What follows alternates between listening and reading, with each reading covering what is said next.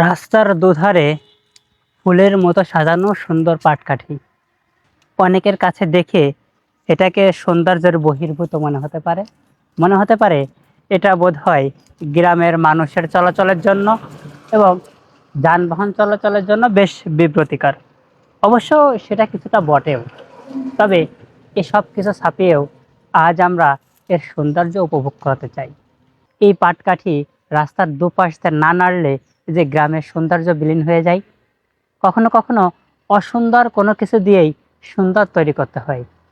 যদি আপনি এই পাটকাঠিগুলো শহরের রাস্তার দুই পাশে রেখে দেন, তাহলে সেটা কখনোই সুন্দর লাগবে না। এই পাটকাঠিগুলো সৌন্দর্য গ্রামের এই রাস্তায়, আর গ্রামের এই রাস্তায় পাটকাঠি না থাকলে সেটা কিসেরই বা গ্রাম। এই পাটকাঠিগুলো গ্রামের সৌন্দর্য ফুটিয়ে তোলে। এখন পাটের সময় কৃষক পাট চাষ করার পরে সেগুলো পচিয়ে সেখান থেকে আঁশ ছড়িয়ে পাট বিক্রি করছে। আগে পাটকাঠির কদর কম ছিল, কিন্তু ইদানিং পাটকাঠি দিয়ে নানা শৌখিন জিনিসপত্র তৈরি করা হচ্ছে, যার কারণে পাটকাঠিরও ব্যাপক চাহিদা বেড়েছে। আমরা এই মুহূর্তে আছি মাগুরা জেলার শালিকা থানার কুল্লিয়া গ্রামে। আর এই কুল্লিয়া গ্রামের পুরো রাস্তা ধরেই এভাবে পাটকাঠি ছড়ানো ছিটানো রয়েছে।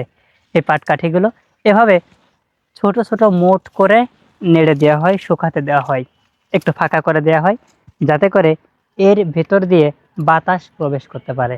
এখন যেহেতু পাটের সময়, কৃষক পাট থেকে আঁশ ছড়িয়ে সেই আঁশগুলো বাজারে বিক্রি করবে এবং আমাদের গৃহিণীরা, আমাদের মায়েরা এই পাটকাঠি শুকায়ে সেগুলো কেউ বাজারজাত করবে, কেউ বা রান্নার কাজে জ্বালানি হিসেবে ব্যবহার করবে, আবার কেউ বা আমাদের অঞ্চলে বৈড়ে বলে, বৈড়ে তৈরি করবে। অর্থাৎ গরুর যে বিষটা থাকে সেই বিষটা পাকিয়ে পাটকাঠিতে এভাবে দিয়ে সেটা শুকাতে দেওয়া হয় এবং সেটা পরবর্তীতে জ্বালানি হিসেবে ব্যবহার করা হয়। এই রাস্তার পাশ দিয়ে পাটকাঠি নাড়ার অন্যতম একটা কারণ হচ্ছে যানবাহন যাওয়ার পর একটা বাতাস হয়, সেই বাতাসেও এই পাটকাঠিটা শুকিয়ে যায়।